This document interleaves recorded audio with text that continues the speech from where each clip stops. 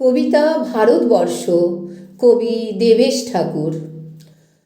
ভারতবর্ষ মানে কোনো আর্ট পেপারে আঁকা জল রঙের মানচিত্র নয়। ভারতবর্ষ মানে শুধু হর্ষবর্ধন কিংবা বাবরের বিজয় বার্তা নয়। ভারতবর্ষ মানে বিজয় সিংহের সিংহল জয়ের ফ্যাসিস্ট গৌরব গাথা নয়। ভারতবর্ষ মানে শুধু মীনাক্ষীপুরম কিংবা জামা মসজিদ নয়। ভারতবর্ষ মানে নেহেরুজির বংশানুবৃত্তি কিংবা জিন্না সাহেবের অলিখিত শ্বেতপত্র নয়। ভারতবর্ষ মানে এক ভালোবাসা, আমার তোমার, শব্দের, সঙ্গীতের, জীবনের, আকাশের, মাটির। আমাদের প্রাইমারি স্কুলে কলুখা সাহেব সাদা দাড়ি, মাথায় ফেজ ড্রিল করাতেন আমাদের। ডান বাঁ, ডান বাঁ সস্নেহে সতর্ক করতেন, বাবা সকল পা আর হাত মিলিয়ে মিলিয়ে ফেলো। কলুখা সাহেবের গোরের মাটিতে আজ ফেরেস্তার হাসি ভারতবর্ষের চেরাগ হয়ে জ্বলছে। বদ্রমিয়ার হাতের কর্ণিকে শিব মন্দিরের গায়ে কত ফুল কাটা, আর তার জোগাড়ে হয়ে মশলা মাখছে ঈশান বাউরি।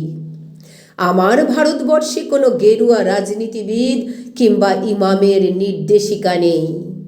এখানে কোনো সংহিতা হাদিস ছাড়াই কোজাগরি চাঁদের অকৃপণ আলো পড়ে ঈদগার ওপর, আর রমজানি চাঁদ তুলসী মঞ্চের গায়ে পূর্ণ আলো দেয়।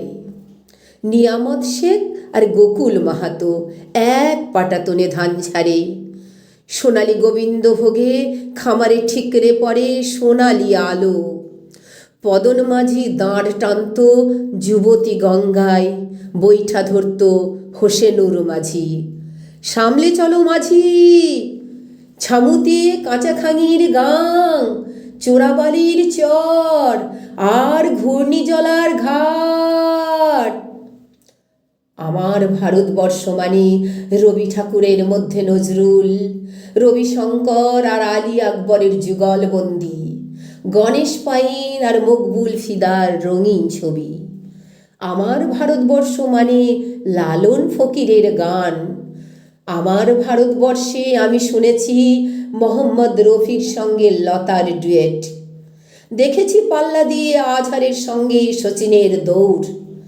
খেলার মাঠের প্রান্তে দাঁড়িয়ে শুনেছি নইমুদ্দিনের তদারকি চিৎকার, বিজয়ন, আকিল, কুলজিৎ, বাইচুং, মাঠটাকে আরো বড় করো, মাঠটা দিন দিন ছোট হয়ে যাচ্ছে, মাঠটাকে আরো বড় করা দরকার, অনেক অনেক বড় করা দরকার, অনেক অনেক অনেক